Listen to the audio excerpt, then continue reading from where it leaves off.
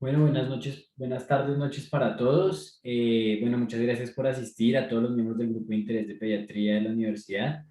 El día de hoy iniciamos, como saben, el módulo de gastroenterología pediátrica, un módulo con diferentes charlas enfocadas pues a las enfermedades más importantes gastroenterológicas de los niños.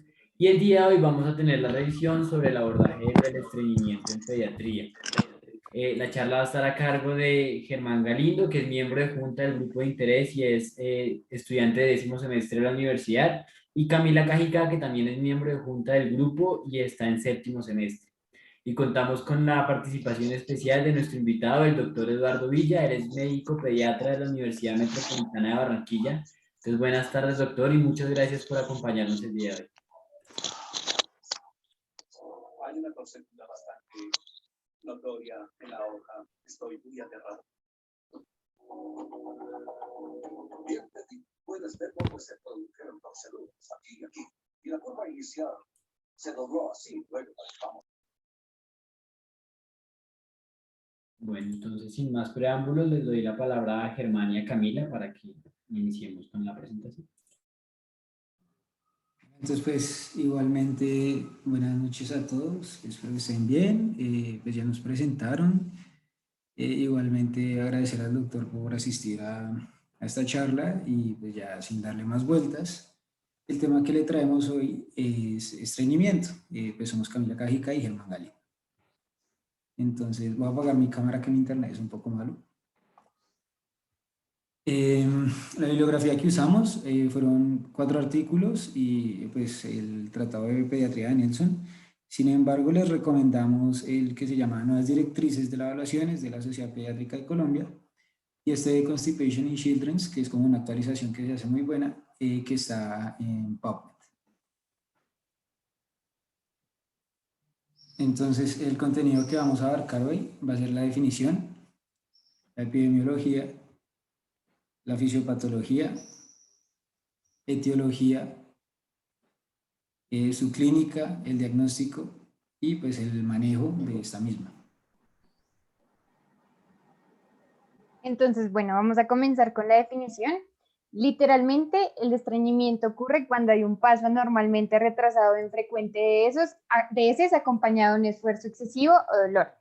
Esta es como la definición, sí, literal, objetiva, pero ya vamos a ver más adelante que hay unos criterios que nos van a ayudar a cuantificar cuándo y cómo vamos a identificar al niño que tiene estreñimiento.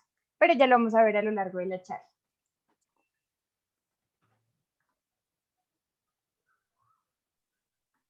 Entonces, en cuanto a la epidemiología, vamos a ver cuál es la relevancia de conocer de esta patología, porque es una enfermedad que, aunque tiene una prevalencia a nivel mundial del 3%, el 25% de todas las consultas de gastroenterología y gastroenterología pediátrica son de estreñimiento. Entonces, teníamos unos datos de que para Bogotá en el 2007 al 2008 hubo 1.102 consultas en el Instituto de Gastroenterología, Patología y Nutrición colombiano y se hizo una corte pues, de 1.102 pacientes en el que el 27% de estos pacientes tenían estreñimiento crónico. Entonces vean que es 1 de 3 pacientes que llegaban tenían estreñimiento.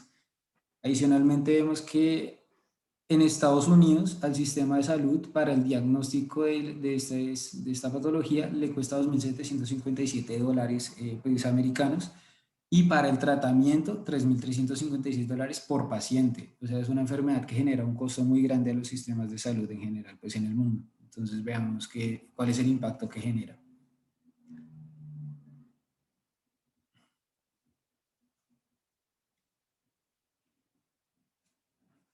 Bueno, entonces les vamos a presentar un caso clínico. Entonces, dale, por favor. Nuestro paciente se llama Martín, tiene 3 años y 6 meses de edad y lo traen sus padres a consulta. Llega con la mamá.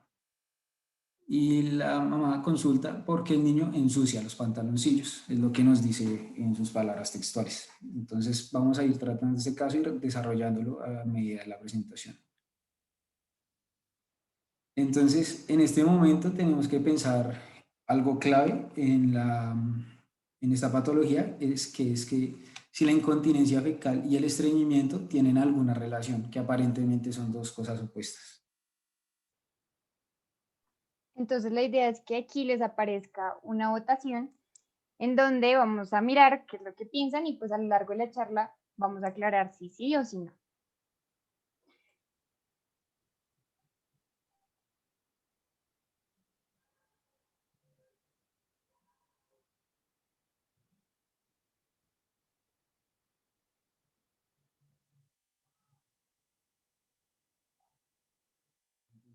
Por ahora va ganando el sí, que si hay una relación entre estas dos. Sin embargo, el 17% piensa que no.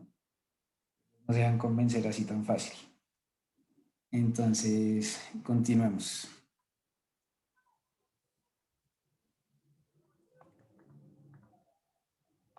Entonces, dale siguiente, por favor. Entonces, vamos a hacer una breve revisión de la fisiopatología. Sin embargo, tenemos que conocer la fisiología para saber cómo es que se nos da nuestra fisiopatología.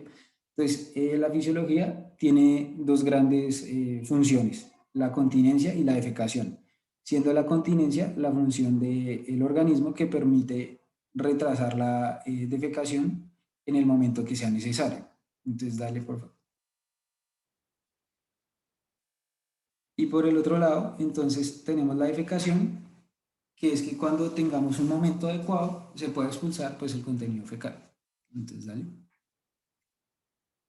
Para que esas dos funciones pues, básicas de cualquier organismo se den, entonces tienen que haber cuatro condiciones fisiológicas, que son la transformación del contenido fecal a heces pastosas. La segunda es un adecuado transporte que lleve las heces desde el ciego hasta el recto. Por otro, pues de tercer punto tenemos que el recto tenga una capacidad oportuna del almacenamiento de estas heces, o sea, una capacidad de reservorio. Y finalmente, que se desencadene el deseo defecatorio a través de mecanismos sensitivos y reflejos. Entonces, dale. Podemos resumir que tenemos cuatro funciones: la formación, el transporte, el almacenamiento y el deseo. Sin embargo, entonces, si no se puede dar las condiciones para la defecación, porque debe haber unas condiciones fisiológicas, anatómicas y socioambientales. Por ejemplo, un niño no debería producir deposiciones estando en el salón de clases, sino en el lugar adecuado. Pues un niño que hablemos que es continente y que ya está entrenado. Entonces debe haber unos mecanismos que puedan permitir que se posponga la defecación, que es lo que llamamos la continencia. Entonces, dale, por favor. Entonces vamos a ver así a grandes rasgos cómo funciona la fisiología del colon. Vemos que principalmente los mecanismos de la defecación están desencadenados en el recto y en los esfínteres anales. Sin embargo, pues no podemos obviar la intervención del colon, que tiene tres funciones principalmente: la absorción, el transporte y el almacenamiento. Tenemos que en el colon derecho, entonces llega el quimo, llega aproximadamente 1.5 litros al día pues de heces, en este momento todavía no las llamamos así, pero tiene una capacidad que se extiende hasta 5 a 6 litros al día, que llega a alimentos ingeridos y los productos secretados del intestino delgado. Dale, por favor. Principalmente en este segmento la función va a ser de absorción, ¿de qué? De agua y de electrolitos. Y cuando terminamos toda esta absorción, aquí se absorbe el 90% del líquido que llega, entonces vamos a tener 100 a 150 gramos de heces pastosas. Si miramos la parte del transporte, entonces tenemos dos tipos de peristaltismo o contracciones, que son las segmentarias y las contracciones masivas. Las segmentarias se dan principalmente en el ciego y en el ascendente, son anulares, o sea que se constriñe el colon sobre sí, como cerrar el puño, imagínenselo así, y puede llegar a tapar la luz del colon si la intensidad es muy alta. La intensidad máxima de estas contracciones son a los 30 segundos. Cuando finalizan, entonces se manifiestan en otra zona del ciego del ascendente. Y toma entonces con estas contracciones de 10 a 15 horas para llevar el quimo del ciego al colon ascendente. Pues finalmente, entonces, en el colon ascendente tenemos unos movimientos antiperistálticos y pendulares, que son los que producen dos ventajas, que son el amasamiento y favorecer la reabsorción. Entonces, por decir algo, la comida o el quimo puede con la contracción devolverse, ir hacia proximal o hacia distal. No necesariamente todas las contracciones van a llevar el quimo hacia distal. Entonces eso favorece a que el quimo esté en mayor contacto con la pared intestinal para favorecer la reabsorción. Por el otro lado, entonces tenemos las contracciones masivas, también llamadas propulsivas, un movimiento de masa, que se dan más que todo en el transverso y en el descendente. ¿Qué son? Pues son unas contracciones del segmento completo, que son 20 a 30 centímetros. Y estas sí ayudan más que todo al transporte hacia distal. Entonces es una contracción completa. Mientras sea esta, se transporta la comida de proximal a distal. Cuando finaliza, se va a contraer en otro segmento. Entonces, mientras se está contrayendo un segmento, el segmento adyacente se relaja. Estas contracciones llevan la materia fecal a una velocidad de aproximadamente 9 centímetros por hora y se dan 2 a 4 veces al día para poder llevar ahora sí las heces al colon sigmoide y al recto.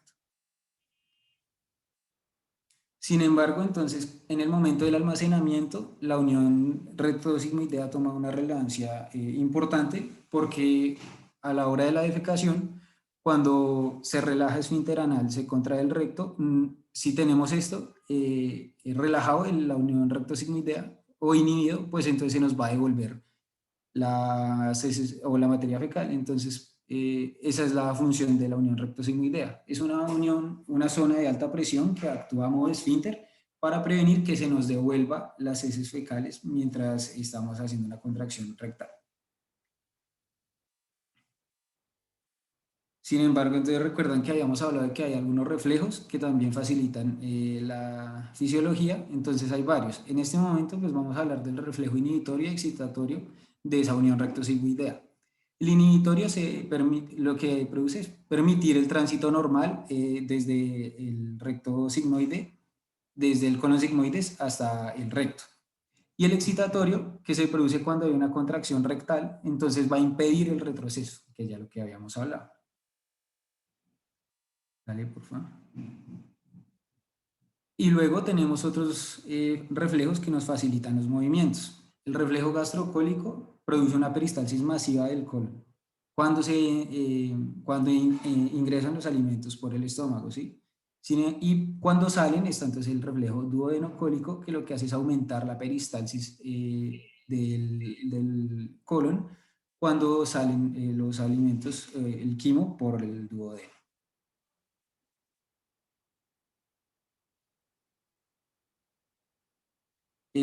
Finalmente, entonces se debe producir pues el colon, el recto, se acomoda a la materia fecal que ha llegado. Entonces aquí es donde se da una función de almacenamiento, pero también tiene que funcionar como un reflejo. Entre más se acumule disculpen, entre más se acumule la materia fecal, va a tender a distender las paredes del recto, lo que va a producir las contracciones. Entonces es lo que llamamos el reflejo defecatorio. Finalmente, entonces tenemos el canal anal, que son los últimos 3 a 4 centímetros del recto, que también tiene una función de almacenamiento, y consta de 2 esfínteres, uno interno, que es involuntario, y uno externo, que es voluntario, dependiendo de la inervación, si es simpática o parasimpática. Entonces, la simpática también tiene 2 funciones. Si es por alfa bloqueadores, por alfa receptores, lo que va a producir es la contracción. Si es por beta receptores, va a producir la relajación.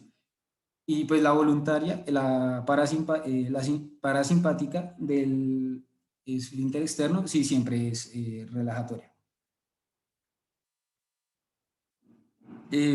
Finalmente, entonces tenemos el reflejo recto anal inhibitorio, que es cuando se produce la distensión rectal, entonces va a relajar el esfínter anal interno para que se produzca la deposición. Y ya pues para terminar esta parte, entonces tenemos que debe haber una contracción para un aumento de una maniobra de Valsalva para aumentar la presión intraabdominal coordinada con una relajación anal para que pueda producirse la defecación. Entonces ya con esto podemos ver que el tránsito intestinal en los niños depende pues de la edad. en el que un recién nacido va a tener 4 deposiciones días aproximadamente en los primeros 7 días pues, de vida. A los 2 años ya se va a acercar más o menos a las 2 deposiciones día, y cuando ya tiene 4 años se acerca a lo que es normalmente un adulto, que puede ser de 3 deposiciones al día o 3 deposiciones a la semana. Entonces ya como tal, en la fisiopatología, todas esas funciones que acabamos de ver, si se altera alguna, nos puede llevar a una alteración pues, a una alteración que nos produzca dos condiciones: el estreñimiento y la incontinencia. Entonces, dale, por favor. ¿Qué puede pasar? Que se aumente la reabsorción de agua en el colon ascendente, entonces se van a solidificar las heces y va a dificultar el tránsito. O que se produzca una alteración del transporte en el colon transverso, que también dificulta el tránsito, o un almacenamiento inapropiado en el colon descendente o sigmoides. Sin embargo, el estreñimiento nos puede llevar a incontinencia, que aquí es donde vamos a retomar un poco el caso que teníamos. ¿Por qué? Porque si se aumenta, si se disminuye el tránsito intestinal, entonces vamos a tener que se va a absorber muchos más líquidos y electrolitos de las heces. Entonces se van a comenzar a tornar de una consistencia mucho más sólida. El almacenamiento también va a estar aumentado dependiendo de la causa, por ejemplo, que el niño no quiere ir al baño, que esté jugando o que esté aprendiendo a ir al baño. Entonces aumenta el almacenamiento. ¿Esto qué produce? Que se desensibiliza el reflejo defecatorio. La distensión de las paredes ya no va a ser tan efectiva y se va a necesitar cada vez de más para que se produzca el deseo de defecación. Y finalmente, entonces, si sumamos eso a unas heces voluminosas y dolorosas, puede haber una defecación dolorosa. Cuando se aumenta ya y se sobrepasa la capacidad de almacenamiento, va a haber un fenómeno que es que se va a llegar al sobreflujo, o sea, se va a sobrealmacenar, llevando al niño a la incontinencia fecal, también llamada encopresis. Entonces veamos, y ahí uno entiende por qué si a un niño le duele ir al baño, después se va a seguir aguantando y va a llevar a un círculo vicioso de estreñimiento e incontinencia.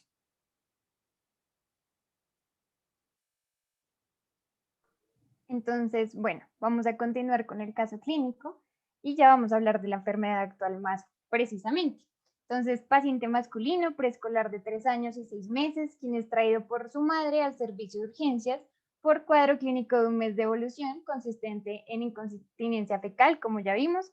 Comenta que las deposiciones son de consistencia dura, alargadas, que llegan a tapar la cisterna. Niega sangre o moco con las heces, asociado a baja frecuencia de deposiciones, 1 por semana, cuando anteriormente presentaba una deposición interdiaria. Además, refiere que no ha alcanzado la continencia y que la alimentación no ha cambiado durante el tiempo que inició su sintomatología. Entonces, vamos a analizar poco a poco este caso clínico, como ya lo habíamos hablado. Como antecedentes, prenatales en el embarazo sin complicaciones, parto natural, peso al nacer 3.500 gramos, talla al nacer 50 centímetros, patológicos, farmacológicos, alérgicos, quirúrgicos, niega. Los inmunológicos, vacunación al día. En cuanto a la revisión por sistemas, además de la enfermedad actual, niega alguna alteración en otro sistema, y geniturinario, diuresis clara. Es lo único que además refiere el paciente. Entonces, esto nos lleva a pensar primero por qué Martín está presentando este cuadro y qué lo está causando. Entonces, vamos a otra votación en Zoom. ¿Cuál es la causa más común de estreñimiento? Entonces, ahorita les debe aparecer la votación y ya vamos a hablar cuál es la causa más común.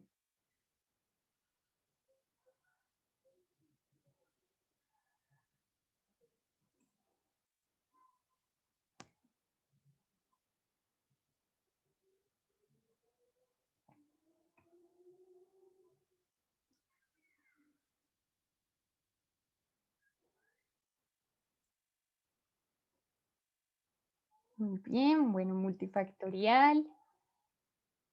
Estresores en la vida del niño, alguna causa funcional. Bueno, entonces ya vamos a ver, ganó multifactorial en un 45%, entonces ya vamos a ver cuál es la respuesta correcta. Entonces, vamos a hablar un poco de etiología. En la etiología tenemos 2 causas principales del estreñimiento.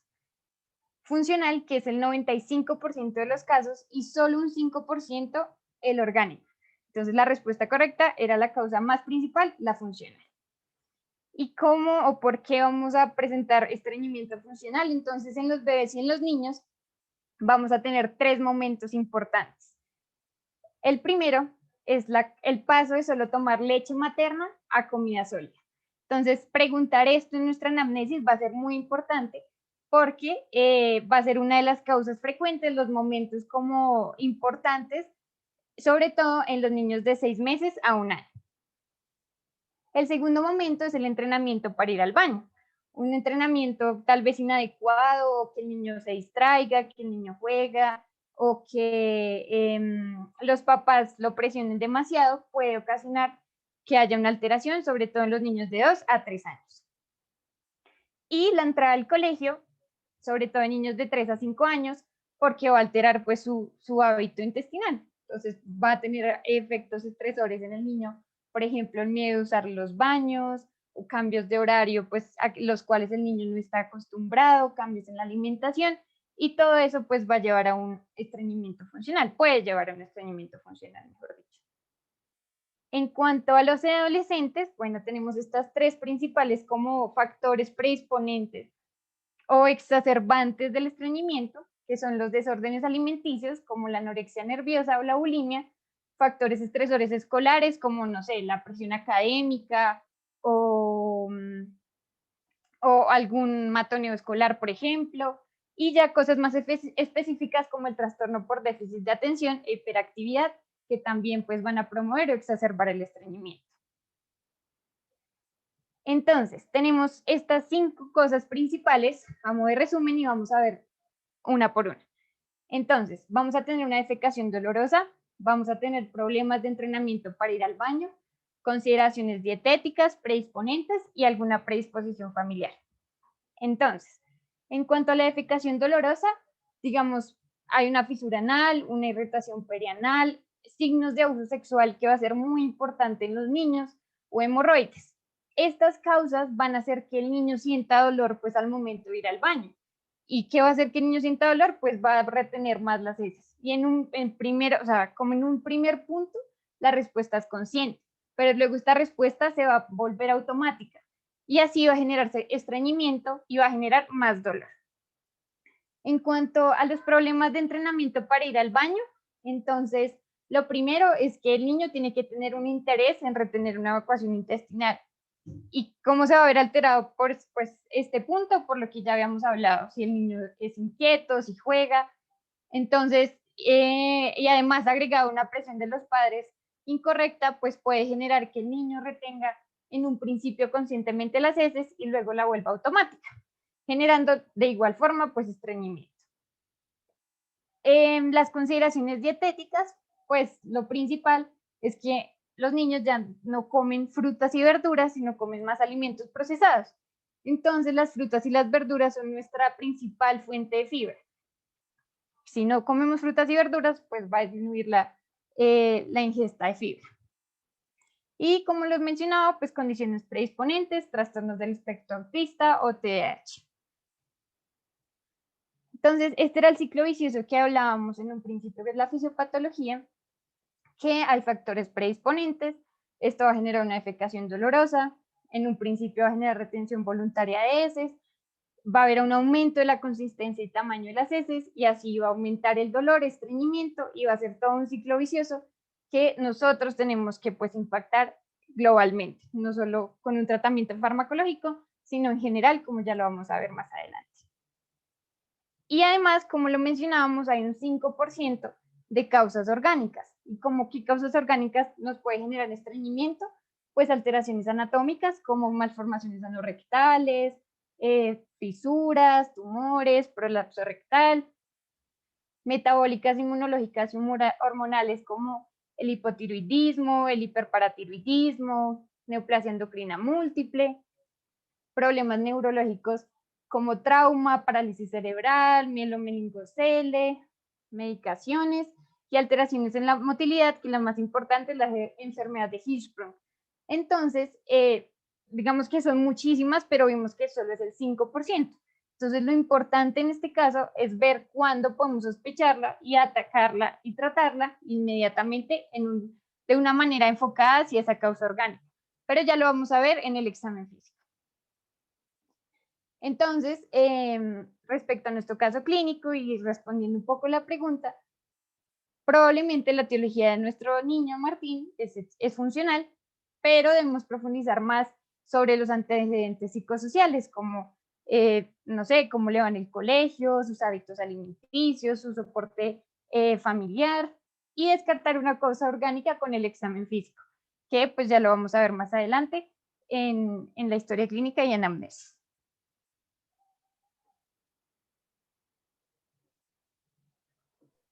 Bueno, pues entonces, retomando nuestro caso, entonces vamos a ver si Martín está cursando con un estreñimiento de origen orgánico, ¿sí? Deberíamos ya, o sea, en un caso de estreñimiento, debemos preguntarnos, ¿habrá alguna causa orgánica que esté produciendo en este chiquito el estreñimiento? Entonces, dale, por favor.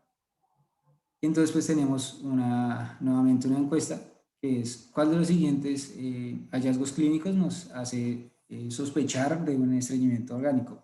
O sea, ¿cuál de estos es un signo de alarma?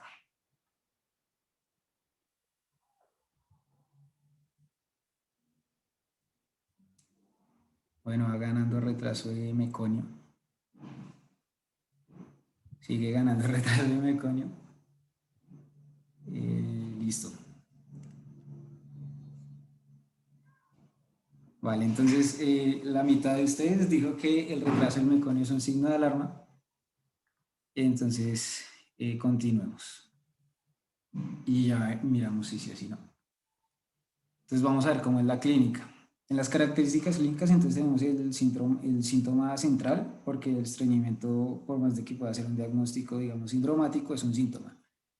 Entonces el estreñimiento funcional, vemos que es una disminución en el número de las deposiciones, con heces voluminosas y duras, persistentemente difíciles, que pueden provocar, por ejemplo, dolor, llanto o estrés, y que puede llevar al niño a posturas retentivas, que ya vamos a ver cuáles son. En el que en el examen físico no encontremos ninguna evidencia de una causa orgánica. ¿Vale? Entonces tenemos la escala de Bristol, que es una escala que nos ayuda a ver cómo funciona el tránsito intestinal de los niños o pues en general de las personas. Siendo el tipo el 4 y el 5 las heces normales. Bueno, la clasificación es una clasificación de consistencia y de forma de las heces. Entonces, a mí, si se dan cuenta, va como de tránsito intestinal más lento al más rápido. Entonces, siendo el 7, ese es completamente acuosas en las que si la metemos en un recipiente, adopta la forma del recipiente. El tipo 1, entonces, siendo el tránsito intestinal más lento, en el que va a haber pues pedazos ya separados, completamente duros y muy difíciles de excretar. Como les decía, tipo 4 y tipo 5 son indicativos de tránsito intestinal normal. Entonces es algo que debemos preguntarle también siempre a los papás cuando ingresa un niño con estreñimiento. Dale, por favor. Y estas son las posturas retentivas. ¿Cómo son? Puede ser que nuestro niño esté completamente cuando están parados, usualmente están sosteniéndose de un mueble mientras están impidiendo la defecación. Entonces vamos a verlos con las extremidades inferiores completamente en extensión y la musculatura glútea contraída. O hay otros niños que se pueden poner de cuclillas mientras pasa el deseo defecatorio o esconderse de los padres mientras pasa este deseo. Dale, por favor.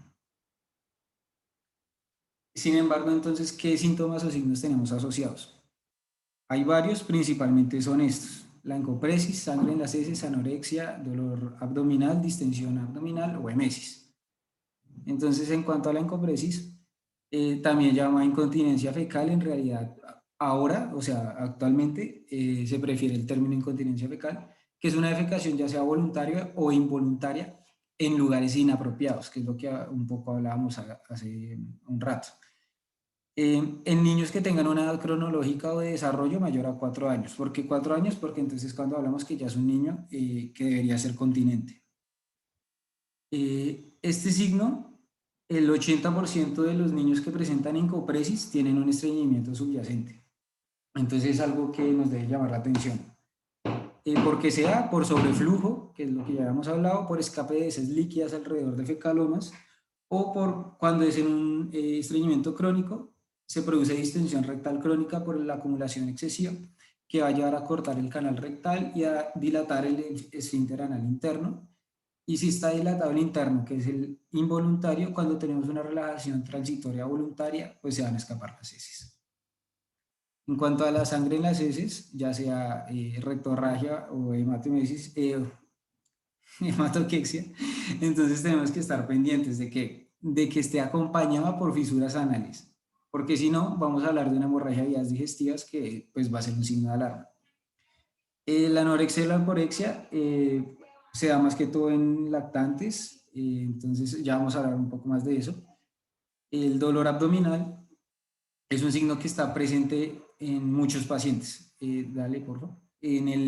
Aproximadamente el 90% de los pacientes con estreñimiento se acompañan de dolor abdominal. Entonces, cuando hay dolor abdominal recurrente, ya sea por estreñimiento o por síndrome de intestino irritable, va a ser una de sus etiologías. ¿Vale? La distensión abdominal también tenemos que estar muy pendientes de esta, porque dependiendo de si es leve o si es muy intensa, puede ser un signo de alarma. ¿Cuándo es un signo de alarma? Cuando hay una condición que, pues, siendo estrictos en semiología, se llama meteorismo, que es el disconfort abdominal o causado por la acumulación excesiva de gases que produce, pues, distensión de las paredes abdominales y muchos flatos. Y finalmente la emesis, que tenemos que tener mucho cuidado de qué contenido es, porque si es un contenido bilioso, va a ser un signo de alarma. ¿Algún contenido distinto? Pues no. Dale. Sin embargo, entonces vemos que hay como una clínica predispuesta según la edad del paciente. Si es un lactante o un preescolar, vamos a tener irritabilidad o hiporexia en los periodos que no ha habido deposición. Mientras que en los chiquitos, pues en los niños más grandes, tenemos estreñimiento prolongado o incontinencia que puede incluso llegar a interpretar por los padres como diarrea o rechazo al inodoro cuando están aprendiendo a utilizarlo.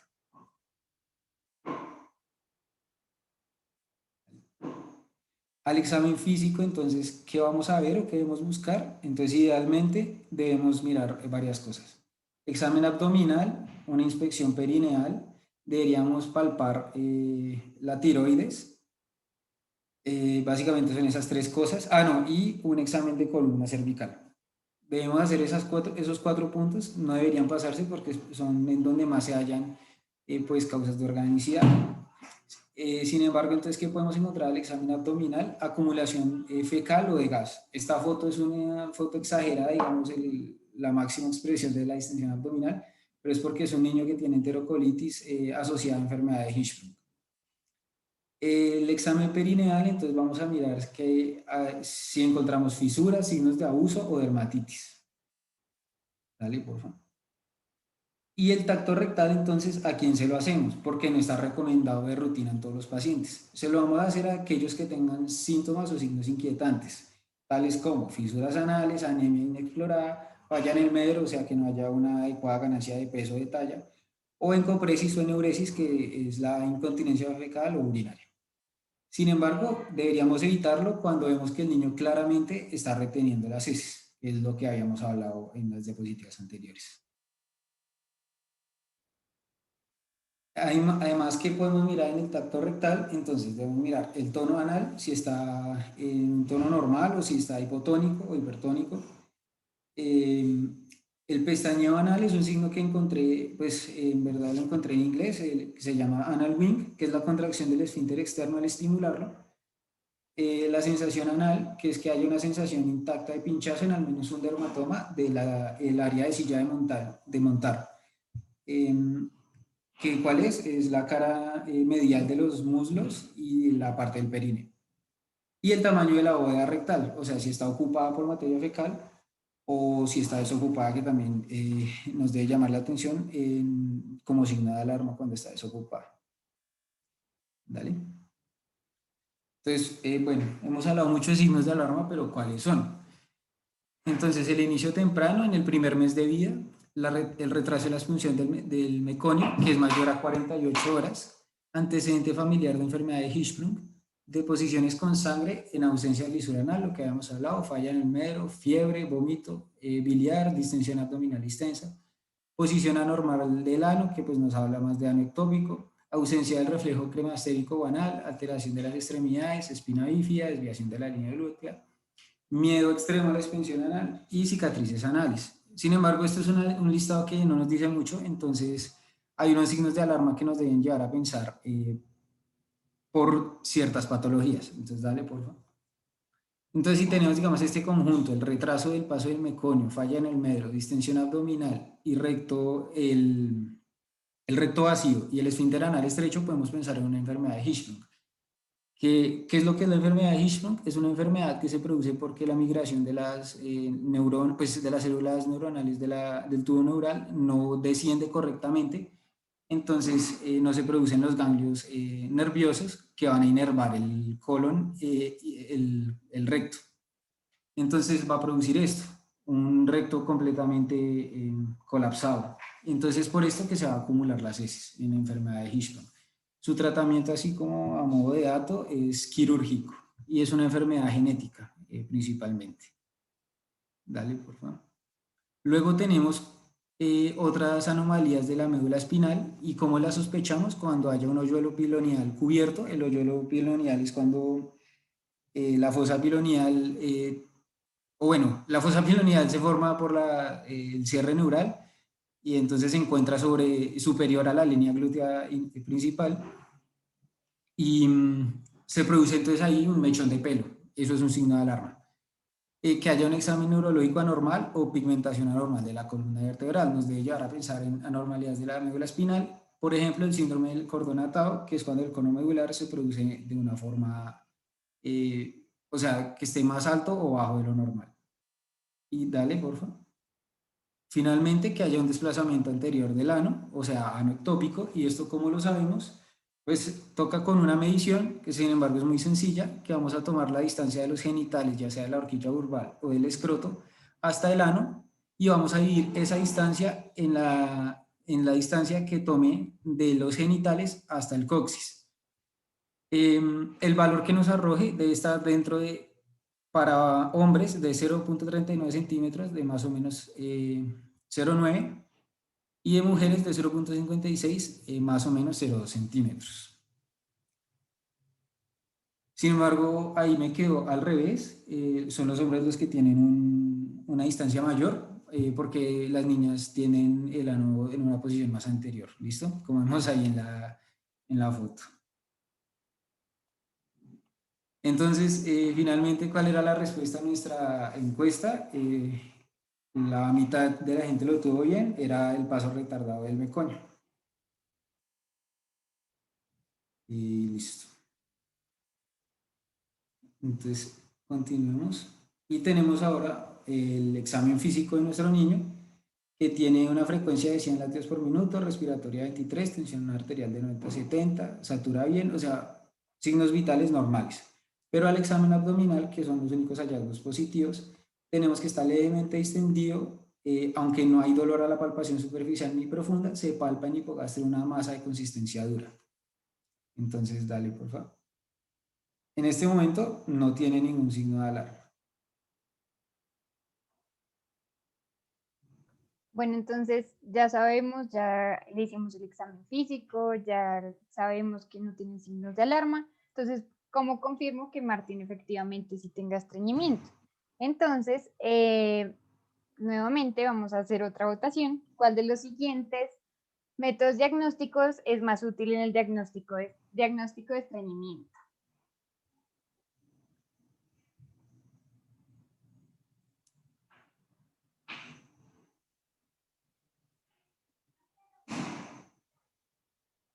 83%, examen físico e interrogatorio completos, 21%, radiografía de abdomen. Entonces, bueno, vamos a ver la respuesta correcta. Entonces, en el diagnóstico, efectivamente, lo más importante y lo que tenemos que tener en cuenta en la evaluación es una historia clínica completa. Siempre, o sea, los otros exámenes, como ya los vamos a ver, son en casos muy específicos, sobre todo en causas orgánicas, que no se hacen de rutina, porque con la historia clínica vamos a tener toda la información que necesitamos. Entonces, hay algunas preguntas que son clave que nos pueden llevar hacia cierta teología. Entonces, por ejemplo, ¿a qué edad inició el estreñimiento? ¿Cuáles son los eventos alrededor del inicio del estreñimiento? Si tuvo retraso del meconio, qué consistencia tienen las heces, si hay sangre en las heces, y los antecedentes que son súper importantes, qué fármacos toma, qué patología sufre, el apoyo psicosocial, cómo está la alimentación, todo lo que ya hemos hablado va a ser súper importante interrogarlo en este momento. Sin embargo, hay dos preguntas que son fundamentales, que son las más importantes, y son estas dos: ¿a qué edad inició el estreñimiento y cuáles son los eventos alrededor del inicio del estreñimiento? ¿Por qué? Porque como ya lo veíamos, ¿qué tal? No sé, llegue un paciente que acaba de pasar de tomar leche materna a comida sólida y tiene un cuadro de estreñimiento. Pues ahí nos empieza a guiar, pues, en qué momento o por qué causa el paciente puede estar presentando este curso. Entonces, lo segundo que vamos a hacer son los criterios de Roma 4. Estos criterios son los que les decía que van a como cuantificar, a volver objetivo la definición de estreñimiento. Entonces, ¿cuáles son esos criterios? 2 o más defecaciones por semana, que haya una historia de retención fecal excesiva, defecación dolorosa o heces duras, heces voluminosas, presencia de una gran masa fecal en el recto, y en los niños que ya saben usar la taza del baño, pues se pueden adicionar estos criterios: historia de heces voluminosas que pueden obstruir el sanitario y al menos un episodio semanal de incontinencia fecal. Entonces, ¿cómo vamos a interpretar estos criterios? En menores de 4 años tienen que estar por lo menos 2 de los criterios presentes en mínimo un mes. Y en los mayores de 4 años tienen que estar por lo menos 2 de los criterios una vez a la semana en mínimo un mes, y que además no cumpla con criterios de síndrome de intestino irritable. Entonces, estos son los criterios y estos son como la parte objetiva de la definición de estreñimiento. Lo segundo, pues ya es excluir una causa orgánica, historia clínica y examen físico, como ya lo hemos visto. Lo tercero que vamos a hacer es definir la duración del cuadro, si es agudo, menor a 8 semanas, y si es crónico, mayor a 3 meses. Y lo último, es el último paso, son los exámenes adicionales según corresponde. Entonces vamos a ver en qué casos y cuáles exámenes podríamos ordenar. Entonces, como primer punto, la radiografía de abdomen no se hace de rutina, o sea, esto no, como les decía, simplemente con una buena historia clínica podemos hacer el diagnóstico. La radiografía de abdomen se realiza cuando no se puede realizar una adecuada historia clínica, o porque no se puede realizar un examen físico completo, o se aplaza por consideraciones psicológicas, por ejemplo, como cuando se sospecha abuso sexual en el niño. Entonces, en estos casos, radiografía de abdomen. Se puede hacer un enema de bario cuando se sospeche la enfermedad de Hirschsprung, sobre todo, pues, que ya sabemos, ya lo hemos hablado, cuando hay estreñimiento en el periodo neonatal y pues hay un paso tardío del meconio. Entonces vamos a ver imágenes como estas. En la flechita amarilla pues vemos la zona de transición entre un intestino agangliónico inferior y el colon normal superior. Esto es como indicativo de enfermedad de Hirschsprung. Y aquí en la otra imagen vemos un estreñimiento funcional. Entonces el recto está levemente dilatado con las heces, y por las heces, y no hay evidencia de obstrucción. La radiografía de columna y la resonancia magnética es solo cuando hay evidencia de deterioro pues neurológico, cuando hay alguna alteración en el área perineal o cuando hay alguna alteración neurológica de los miembros inferiores. Entonces se puede empezar con una radiografía de columna y luego incluso pedir una resonancia magnética. Los anticuerpos e inmunoglobulina antitransglutaminasa pues solo se hace cuando se sospecha enfermedad celíaca. ¿Y cómo sospechamos enfermedad celíaca? Sobre todo cuando hay retraso del crecimiento y dolor abdominal recurrente, podríamos pedir este examen para descartarlo. Análisis y cultivo de orina cuando hay antecedentes de impactación retrosigmoidea y cuando especialmente está acompañado de encopresis. ¿Por qué esto? Porque la impactación fecal puede predisponer a infecciones del tracto urinario debido pues a que el recto está extendido o a comprimir la vejiga. Hormona estimulante de la tiroides, solo cuando se sospeche hipotiroidismo. Y electrolitos y calcio, también solamente cuando hay niños con riesgo de alteraciones de los electrolitos Por ejemplo, uno de los síntomas de la hipercalcemia es el estreñimiento, entonces por eso hacemos énfasis en el calcio. Y ya digamos, pues están estas otras imágenes adicionales que especialmente se van a hacer en el estreñimiento cuando es refractario al tratamiento. Entonces está el tiempo de tránsito colónico con marcadores radiopacos, que vamos a hacerlo en 3 momentos. Uno, cuando vamos a distinguir entre una incontinencia fecal retentiva, que es la que está asociada al estreñimiento, o una incontinencia fecal no retentiva, cuando queremos identificar el tránsito lento o cuando queremos identificar alguna obstrucción de la salida o algún trastorno de la expulsión de las heces. Y la manometría no rectal, finalmente, pues va a medir la función neuromuscular de la zona no rectal, va a medir el reflejo inhibitorio rectoanal, que pues ya sabemos va a estar ausente en la enfermedad de Hirschsprung, va a medir la sensibilidad y la extensibilidad rectal. Entonces está indicada pues en estas 3 patologías, cuando hay sospecha de enfermedad de Hirschsprung, acalasia del esfínter anal interno y una defecación disinérgica. Entonces, pues respondiendo a la pregunta, ¿cuál de los siguientes métodos diagnósticos es más útil en el diagnóstico del estreñimiento? Historia clínica y examen físico. Y en nuestro caso, Martín, pues sí tenía 2 o menos defecaciones por semana, historia de heces voluminosas que pueden obstruir el sanitario y al menos un episodio semanal de incontinencia fecal. Es menor de 4 años, entonces sí cumple con los criterios, menos de 2 criterios en mínimo un mes, y por lo tanto, pues no hay necesidad de realizar otros exámenes y ya pasaríamos directamente al tratamiento. Entonces, ahora que ya sé que Martín tiene estreñimiento y cuál es su causa, ¿cómo lo voy a manejar? Entonces, aquí preguntamos cuál de los siguientes no es un pilar del manejo del estreñimiento funcional. Entonces, tenemos 4 pilares. Ay, perdón, sí salió la encuesta. Entonces, sí.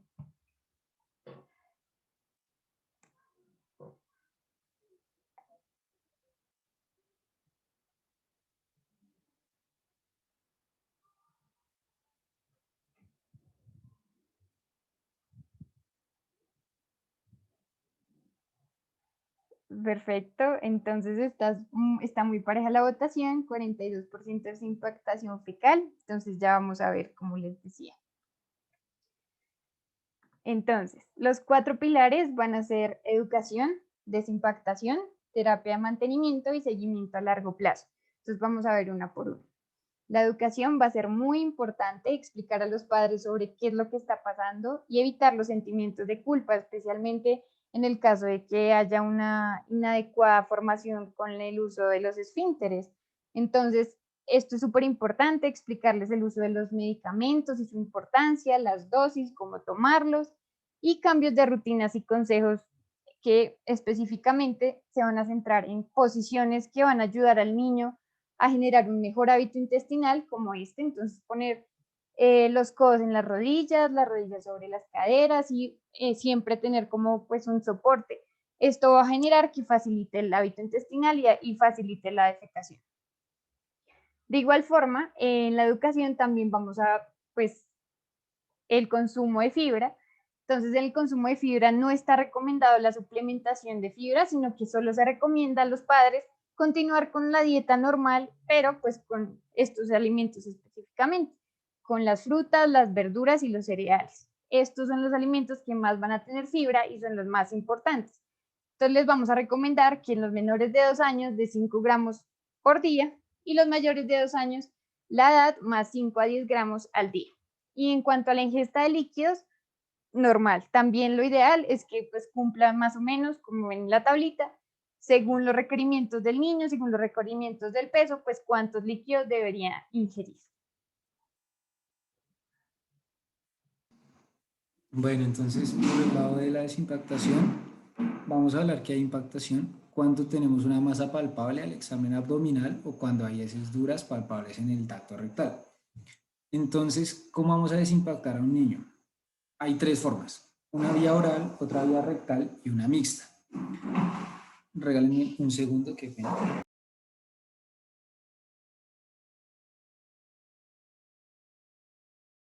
Listo, discúlpenme, es que me tocó meterme en un consultorio porque en mi casa no hay internet. Entonces, decíamos que hay tres formas: oral, rectal y mixta. ¿Qué ventajas tiene la oral? Que no es invasiva, entonces es mejor tolerada por el niño, y como no es una manera que vamos a sacar, digamos, las heces a las malas, entonces el niño va a tener una sensación de control, o sea, como que está retornando y otra vez está pudiendo volver a realizar deposiciones de una manera no tan estresante. Sin embargo, tenemos la ventaja de que la vía rectal es mucho más rápida que la vía oral, aunque es invasiva.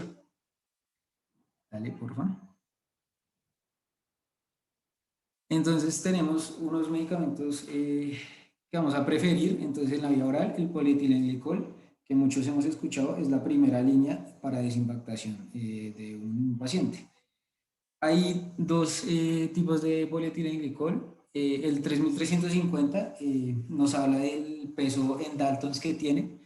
Entonces hay otro que viene polietilenglicol más electrolitos. ¿Por qué? Porque el polietilenglicol es un medicamento, un laxante osmótico. Lo que sucede con el que no tiene electrolitos es que entonces iba a producir es una pérdida, bueno, como es osmótico va a producir absorción o hidratación de las heces, o sea, va a sacar del intestino agua y electrolitos. Entonces esa es la desventaja, que nos va a comenzar a sacar los electrolitos y puede llegar a producir una pérdida neta de electrolitos y de líquidos. Sin embargo, entonces se inventaron una forma que es el polietilenglicol con electrolitos que produce que no haya ni ganancia ni pérdida neta de estos dos. Sin embargo, ese debe ser manejado por pediatras idealmente. Como una segunda línea, nos habla la literatura estadounidense que hay citrato de magnesio. Sin embargo, es un medicamento que no se encuentra en Colombia. Tenemos otra forma que es el hidróxido de aluminio o la leche de magnesia. Sin embargo, entonces ahora vamos a mirar qué podemos dar. Y también debería ser considerada una tercera línea, que es el polietilenglicol por sonda nasogástrica. Por el lado de la vía rectal tenemos dos principales formas, que es el enema de fosfato y un supositorio de glicerina. Entonces, dale, por favor. Entonces, aquí en esta tabla lo que quisimos fue resumir qué opciones de manejo tenemos y cómo darlas. Entonces, primera línea, polietilenglicol 3350. Esa sí la encontramos en Colombia. ¿Cuál es su dosis? De 1 a 1.5 gramos kilogramo día por 3 días para la desimpactación. Este tiene una ventaja que es un medicamento muy seguro. Entonces, miren los efectos adversos: dolor abdominal, incontinencia fecal y distensión abdominal. Entonces, podemos usarlo a cualquier edad a esta dosis. Luego, entonces, tenemos el hidróxido de magnesio. Estas dosis que encontré son las de citrato de magnesio. Yo estuve buscando hidróxido de magnesio para la desimpactación y no la encontré como tal en la literatura. Sin embargo, y pues ahorita el doctor me corregirá, pero hay, aquí en donde estoy rotando, hay un pediatra que usa el hidróxido de magnesio a una dosis de 5 cc día y va aumentando a 0.5 cc hasta que el niño tenga deposiciones regulares, que es como he visto que lo están usando. Por el lado de la vía rectal, entonces tenemos tres opciones: el supositorio de glicerina, el enema de disolución salina y el enema de fosfato. El enema, el supositorio de glicerina lo vamos a preferir en niños chiquitos, en lactantes menores. ¿Por qué? Porque no tiene mucho efecto en los mayores, la verdad, es solo por eso. Entonces, ¿qué se usa? Pues una gasa glicerinada, y se le pueden poner 6 mililitros kilogramo y se puede llevar a máximo a 135 cc. El enema de solución salina también es muy seguro, no tiene efectos adversos a menos de que uno sea exagerado usando la dosis.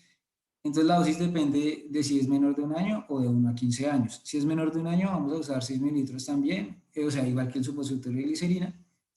Y el enema de solución salina vamos a usarlo de 1 a 15 años a una dosis de 66 mililitros día cada 12 a 24 horas. Debería usarse de 3 a 6 días hasta que se desimpacte el niño completamente. El enema de fosfato, que también es un laxante osmótico, vamos a usarlo en mayores de 2 años, porque está completamente contraindicado en menores. En realidad no deberíamos usarlo en niños menores de 15 años, pero pues es solo una advertencia que se da, no está completamente contraindicado. ¿Por qué no? Porque tiene riesgos como la acidosis metabólica, la deshidratación hipernatrémica, la hiperfosfatemia y la hipocalcemia, todo por pues, la fisiología del fosfato. Estos son los mismos efectos adversos que los medicamentos de magnesio, porque pues esa fisiología, si recuerdan, tiene que ver entre el fosfato, calcio y el magnesio. Es importante recordar que en el enema de fosfato, entonces debemos vigilar que se expulse de manera natural de 5 a 10 minutos cuando uno lo aplica. ¿Por qué? Porque este trae unas concentraciones muy altas de bicarbonato de sodio y de fosfato. Entonces es una carga muy alta de electrolitos que le vamos a dejar al niño. Entonces, si no se ha expulsado a los 5 a 10 minutos, debemos facilitar su expulsión con enemas de solución salina. ¿Listo? De resto, ¿qué quería decirles aquí en esta tabla? Entonces, bueno, el polietilenglicol es un laxante osmótico y lo que hace es eso, llevar agua y electrolitos a la luz del intestino para hidratar las heces y facilitar el tránsito intestinal. El citrato de magnesio y el hidróxido de magnesio, igualmente laxantes osmóticos, entonces tienen el mismo mecanismo de acción. Y los enemas pues tienen el agregado que uno está pasándolo pues en un medio líquido, entonces este mismo medio también facilita la hidratación de las heces. Y sin embargo, entonces les traemos también una tabla que nos recomienda la Asociación Colombiana de Pediatría. Ellos no dan, digamos, unas líneas de manejo, sino que dan varias opciones dependiendo de la edad. Sin embargo, son las mismas opciones que tenemos resumidas en la tabla, pero aquí se las dejamos por si alguien quisiera tomar el pantallazo o saber cómo lo manejan aquí en Colombia. Sin embargo, el problema es que esta tabla es de un artículo un poco desactualizado, es del 2011, entonces esa es la desventaja versus a la anterior, que la actualizamos con uno del 2016. Entonces, en cuanto a la terapia del mantenimiento, pues ya una vez se realizó la desimpactación fecal, se debe prevenir la recurrencia de otro episodio de estreñimiento.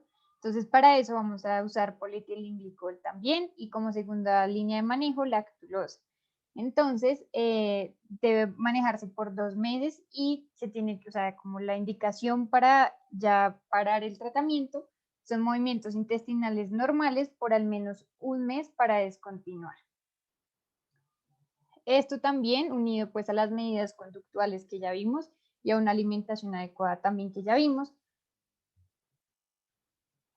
Y entonces de igual forma pues aquí está la tablita también de la Sociedad Pediátrica Colombiana en donde pues nos recomiendan estos otros tipos de medicamentos y las dosis. Entonces el aceite mineral también puede funcionar porque es un laxante tipo lubricante que lo que va a hacer es evitar el endurecimiento de las heces, pero como contraindicación no se debe dar en menores de 1 año.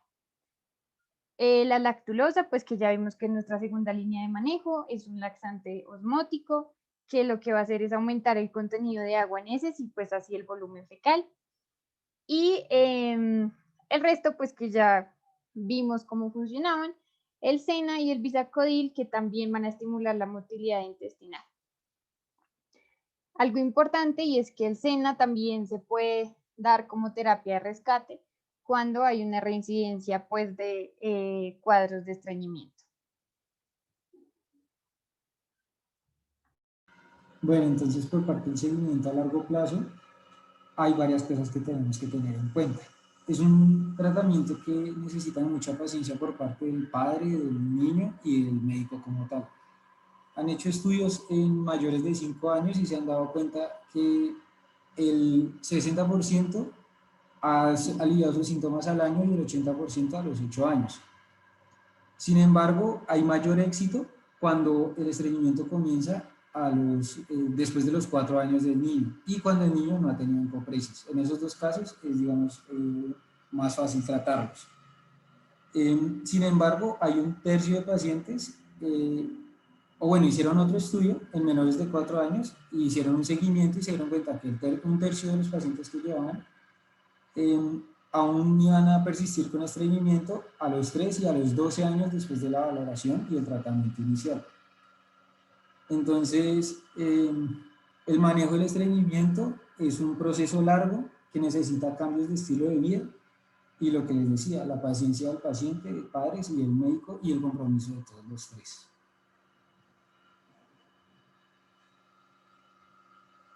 Sin embargo, entonces, como todo lo que hemos hablado es el manejo del médico general. Pero entonces, ¿cuándo deberíamos remitir a un niño a pediatría o gastroenterología pediátrica? Cuando tengamos una falla terapéutica, que la vamos a definir como cuando tenemos una medicación en dosis adecuadas y una buena adherencia por el tiempo recomendado. O cuando tengamos preocupación por causas orgánicas, o sea que tengamos banderas rojas en la anamnesis, en el examen físico, con los paraclínicos. Entonces ya respondiendo la última pregunta y haciendo la retroalimentación, entonces, ¿cuáles son qué se debe hacer en nuestro caso, mejor dicho? Entonces, lo primero, medidas de educación, cambios alimenticios, fibra, como ya lo hemos visto. Segundo, polietilenglicol como terapia de desinfectación. Tercero, también de mantenimiento con polietilenglicol o lactulosa por 2 meses y ya finalmente pues el seguimiento a largo plazo, como ya lo acabamos de ver también.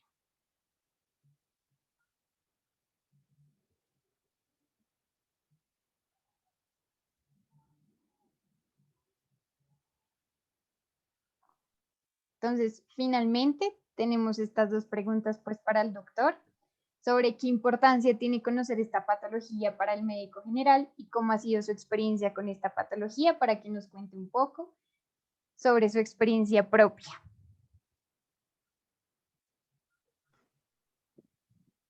Bueno, ¿cómo están? ¿Qué me cuentan? ¿Me escuchan? Sí, señor. Sí, señor. Bueno, lo primero, quiero darle las gracias por haberme invitado a estas charlas. Tenía conocimiento de este grupo desde hace un tiempo y he estado siguiendo cada una de las charlas que van haciendo y me parecen interesantes, sobre todo teniendo en cuenta que la mayoría de los estudiantes eh, hacen unas presentaciones bastante amplias acerca de los temas. Quiero felicitar a Germán y a Camila por tan excelente presentación, en donde nos pasearon desde el punto del diagnóstico, la fisiopatología, la clasificación, el tratamiento de la enfermedad de una forma bastante clara. Cuando me preguntan y me dicen que cuál es la importancia, lo primero que tengo que decir es que como importante para el médico general es conocer que sí, en realidad es una patología bastante común, pero es una patología en la cual tenemos que tener bastante cuidado porque, como dijimos, el 95% son funcionales, pero muchas veces tenemos que tener en cuenta que si no clasificamos bien la patología, muchas veces podemos hacer tratamientos demasiado largos para un paciente que en realidad no lo amerita. Cuando ustedes estaban hablando acerca de la historia clínica, me gustó mucho que hicieron énfasis en muchos de los puntos que son importantes para tener en cuenta con referencia a la posibilidad de hacer el diagnóstico del estreñimiento, pero de pronto les quedó un poquito lejos aquellas preguntas que uno debe hacer como médico para aquellos pacientes que tienen un corto tiempo de episodios de estreñimiento. ¿Por qué razón? Porque muchas de las veces se deben a medicamentos y esos medicamentos son muy comunes.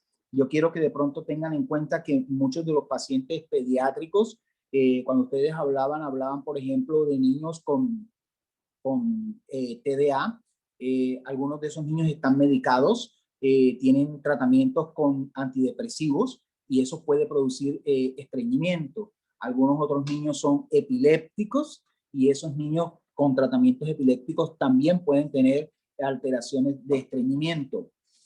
Muchos de los niños, sus mamás abusan de los tratamientos antihistamínicos. Muchos de los antihistamínicos también pueden producir estreñimiento. También, como se quejan algunos niños de dolor de estómago, muchas veces le dan antiespasmódicos. Los antiespasmódicos también producen este tipo de procesos. Los diuréticos también no tienen esas características. Y en los chicos un poco más grandes, de pronto el uso de los opioides también tiene como características este tipo de procesos. Hay un medicamento que también lo utilizan las mamás cuando ven que los niños tienen dolor de estómago, que son los antiácidos, y los antiácidos también pueden producir estreñimiento. El solo hecho de que nosotros quitemos estos medicamentos muchas veces van a quitar ese problema. Lo otro, pues, tener en cuenta que cuando nosotros clasificamos los pacientes, es importante esa clasificación de Roma que ustedes estaban hablando, porque teniendo en cuenta esas características, nosotros podemos enseguida encasillar al paciente y saber que el paciente en realidad necesita tratamiento. La otra característica que me gustó de la charla fue cuando ustedes hablaron de las clasificaciones, de las deposiciones, y me quedaría de pronto recordarles que hay dos tipos de escala. No solamente está la escala de Bristol, sino también está la escala de Ámsterdam, que la escala de Ámsterdam se da más para niños lactantes. Y en esta escala de Ámsterdam tenemos que tener en cuenta que hay tres cosas que tenemos que tener en cuenta. Una, la consistencia de las deposiciones. La otra, la cantidad de la deposición. Y la tercera, el color de la deposición. Acuérdense que los niños lactantes tienen unas deposiciones bastante llamativas que van variando desde el color verde hasta el color marrón. Y eso es importante que tengamos en cuenta, que muchas de esas características son normales. Y de pronto verificar la consistencia de las deposiciones.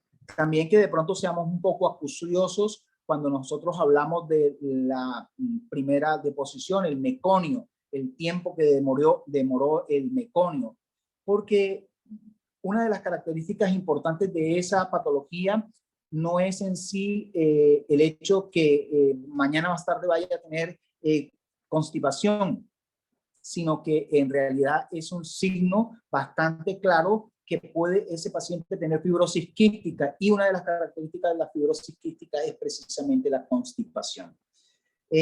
Con referencia a las características de causa, una de las cosas que me llama mucho la atención es que normalmente hablan del paso del niño a la alimentación complementaria. Y una de las cosas que tenemos que tener en cuenta es que antes de eso, las mamás tienen siempre la inquietud del cambio de las deposiciones en el niño, porque ellas tratan de suplir la leche materna por leche maternizada. Esa que nosotros hablamos de leche maternizada, que es la leche de pote. Ahí hay un cambio en el número de deposiciones, en la consistencia de las deposiciones. Y de pronto tengan muy en cuenta que en el campo las mamás no tienen la posibilidad de pasar de leche materna a leche maternizada, sino a leche de vaca. Ahí también puede haber procesos de constipación. Entonces es importante que tengamos en cuenta eso, sobre todo aquellos médicos que van a hacer su servicio social en zona rural. Como se dieron cuenta, pues la importancia de la historia clínica es muy grande, y es importante que seamos acuciosos cuando hagamos esta historia clínica. El tratamiento, como ustedes mismos lo dijeron, realmente la educación es lo principal. Si nosotros somos capaces de educar al paciente, muchos de esos pacientes van a salir rápidamente de su proceso.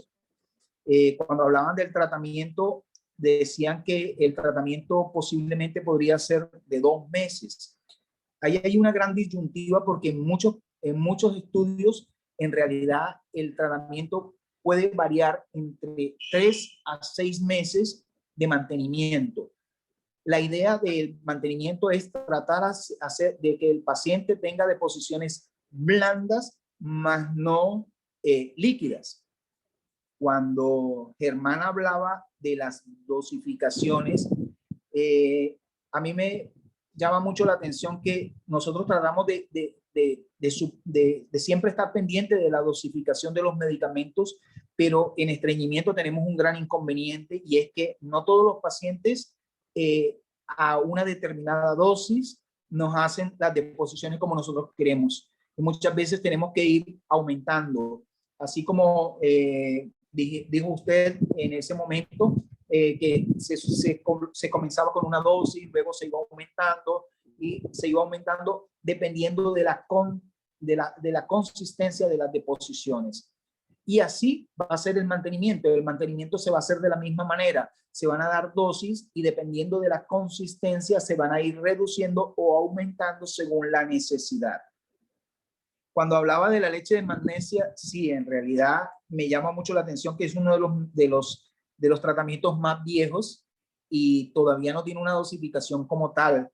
Sí es cierto que nosotros los médicos todavía en ese tipo de medicamentos todavía utilizamos 2 cucharadas, 4 cucharadas, 6 cucharadas, dependiendo de la consistencia que vaya tomando la deposición. Pero es un medicamento, digámoslo así, de cuidado que hay que administrarlo a ciertas edades. Sobre todo en niños un poquito mayores que son mucho más fácil de manejar. La segunda pregunta no la recuerdo. Si sería Camila tan amable de repetírmela. Sí, señor, ¿cómo ha sido su experiencia con esta patología?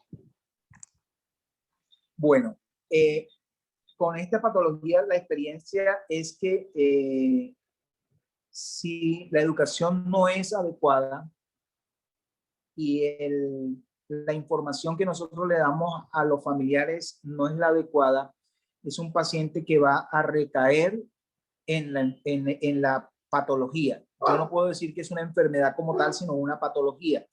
Y tiene una característica importante y es que es prevenible. Entonces, si nosotros no sabemos educar al paciente y llevarlo a que entienda que muchos de esos procesos en realidad necesitan de esa educación, de ese conocimiento de parte de la familia para que pueda tener unos buenos hábitos evacuatorios, para que pueda tener una buena intervención en lo que es la parte dietaria, para que tenga conocimiento del tratamiento y saber en qué momento se debe quitar y de prevenir las recaídas. Yo creo que nosotros perderíamos el tiempo, porque en realidad es una consulta bastante desgastante, porque los familiares siempre te van a preguntar por qué el niño sigue con el proceso, por qué las condiciones son cada vez más complejas, por qué el niño se me distiende tanto, por qué el niño persiste con el estreñimiento. Y uno se da cuenta que son chicos que no hacen ejercicio, que no toman abundante agua, que todavía su familia pretende que él haga la dieta, pero que ellos no hacen dieta rica en fibra, no lo enseñan en esa parte. Entonces es bastante complejo y de pronto desgastante. ¿Alguna otra pregunta? Listo, doctor, muchísimas gracias. Eduardo, no sé si están en el link de preguntas. Sí, ya les voy a leer las preguntas que realizó pues el público, las personas que nos acompañan el día de hoy. Entonces, vamos a comenzar por cuánto tiempo máximo se debería manejar con polietilenglicol y qué riesgos tiene de tomarlo indefinidamente.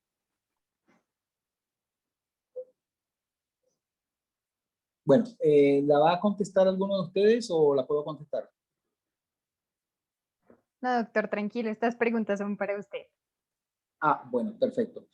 Lo primero es que el tratamiento tiene su seguridad cuando lo utilizamos de la forma correcta. La forma correcta, como ya ustedes mismos dijeron, pues obviamente es tratar de llevar al paciente a que tenga unas deposiciones que sean blandas, que no sean líquidas, y en el tiempo tenemos que ir disminuyendo o aumentando la dosis según se necesite. Como les decía, el gran problema está en que en la literatura hay una controversia bastante grande, porque tratamientos cortos muchas veces fallan y tratamientos demasiado largos llevan al paciente a la necesidad de mantener el medicamento para poder hacer deposiciones. La idea es evitar que el paciente tenga alteración, dolor en la defecación, y lo importante es que si él hace buenos hábitos, toma bastante líquido y se toma el medicamento, nosotros podemos ir disminuyendo la cantidad del medicamento dependiendo de la consistencia de esas deposiciones. Lo máximo que se puede utilizar son de 3 a 6 meses.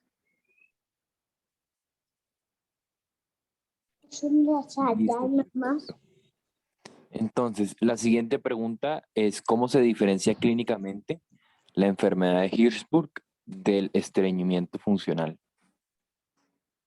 Bueno, una de las cosas que tenemos que tener en cuenta es que cuando nosotros hacemos el diagnóstico de la enfermedad de Hirschsprung, normalmente lo hacemos mediante una imagen, ¿cierto?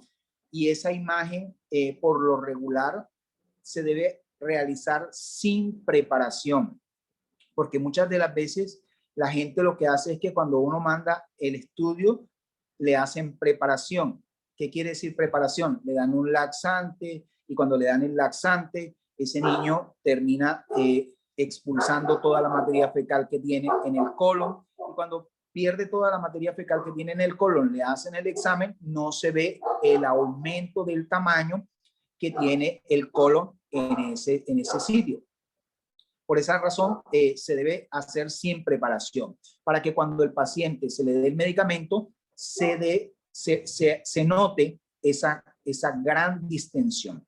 Obviamente, el diagnóstico se hace por imagen y por biopsia, que es importante que lo tengamos en cuenta.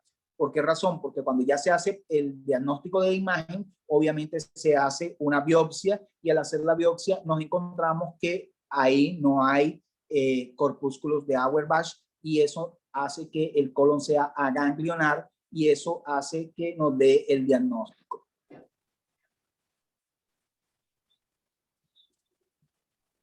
Perfecto, tenemos un par más. ¿Cuál es el alimento que más evidencia tiene en el manejo de estreñimiento pediátrico? Bueno, Camila fue muy acuciosa en decir que la dieta no cambiaba mucho, que lo que se hacía era en ese proceso demostrarle que muchos de los alimentos que ellos consumen tienen la cantidad de fibra adecuada. Lo importante del estreñimiento es que en el bolo fecal haya la suficiente agua, y el bolo fecal sea fácil para la expulsión y no doloroso.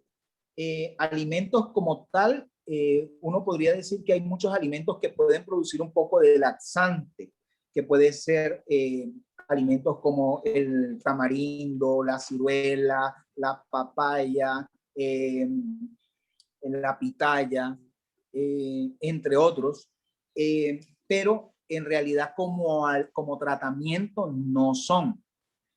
Sí, muchos de los laxantes que nosotros conocemos, como el Cirvelax, obviamente tienen esas sustancias, ¿sí?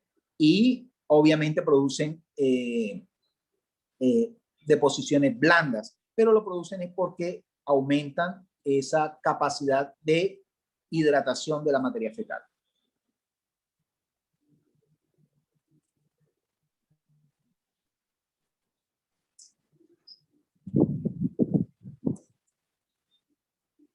¿Alguna otra pregunta? Y ya la última pregunta sería la siguiente. Bueno, yo creo que esta ya la había respondido, pero ¿cuál es la escala que más se recomienda para clasificar las heces en niños que utilizan pañal? La de Ámsterdam, precisamente. Y como yo les decía, es una escala bastante importante, porque ustedes se van a dar cuenta que cuando estén en su oficio médico, una de las características de las mamitas es que el bebé hace deposición enseguida le toma la foto al pañal y se la envía al médico y le dice, doctor, mi niño está haciendo popó de esta manera. Conociendo usted la escala, usted puede saber si en realidad esa deposición es normal o es anormal, verificando la consistencia, el color y la cantidad. Perfecto. Devolviéndonos un poco a la primera pregunta, mandaron una hace nada que dice, hay mucha evidencia acerca del tratamiento con polietilenglicol en lactantes. ¿Qué efectos adversos se han documentado y qué podríamos decirle a los padres respecto a la seguridad de este medicamento?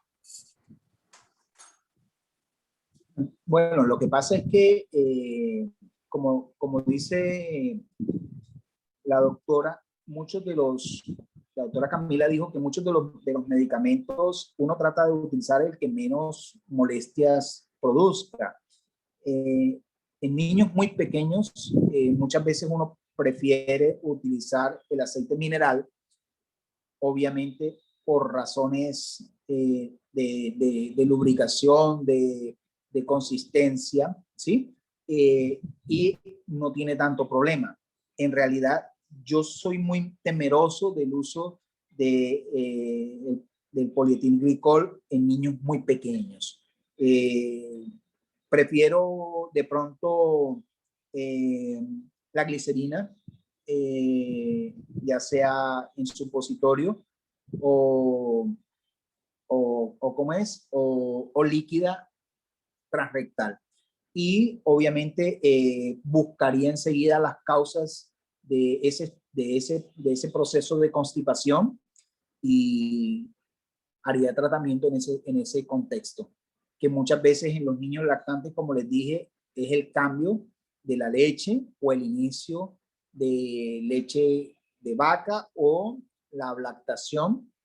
Y en unos niños un poquito más grandes, un gran problema que tenemos nosotros, y es que cuando los niños entran a la parte de escolaridad, muchas veces en la guardería le dicen, yo le acepto el niño en la guardería, pero con una condición, que el niño ya no use pañal. Entonces trata la mamá de hacer que el niño tenga hábitos de deposición sin que el niño tenga el total desarrollo a nivel neurológico rectal, como para poder tener en cuenta esta actividad. Recordemos que hay un momento, hay un tiempo en el cual el niño va a tener la posibilidad de tener sus deposiciones controladas.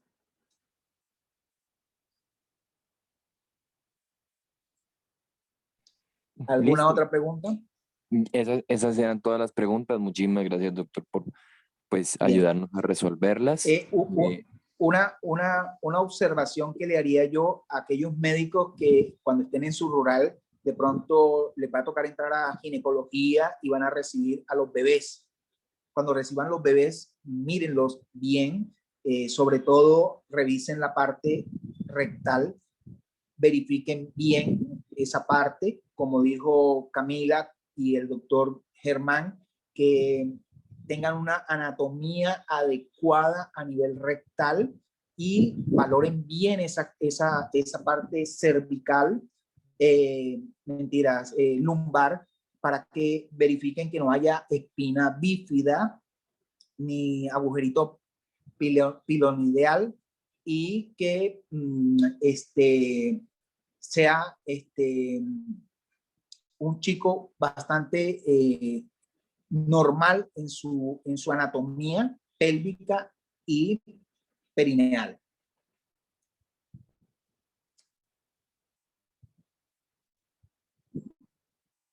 Listo, muchísimas gracias. De verdad que pues nos ayuda muchísimo a tener un mayor entendimiento de lo que viene a ser pues la patología y su abordaje clínico. El día de hoy entregamos la asistencia ahora mismo, un poco tardecito, pero pues la entregamos. Ya les envío el link por acá. Ya se los envío. Las dos palabras de la asistencia del día de hoy, la una es tiburón y la otra es fecaloma.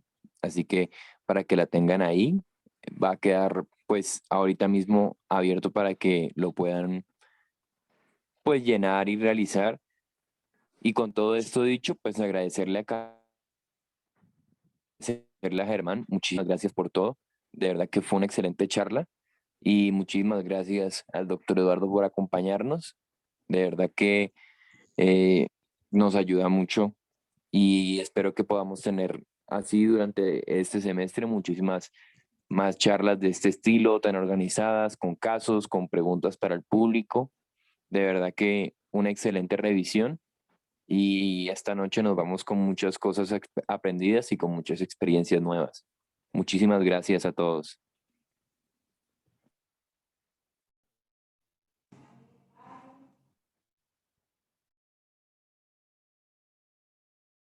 Les repito las palabras son tiburón y fecaloma.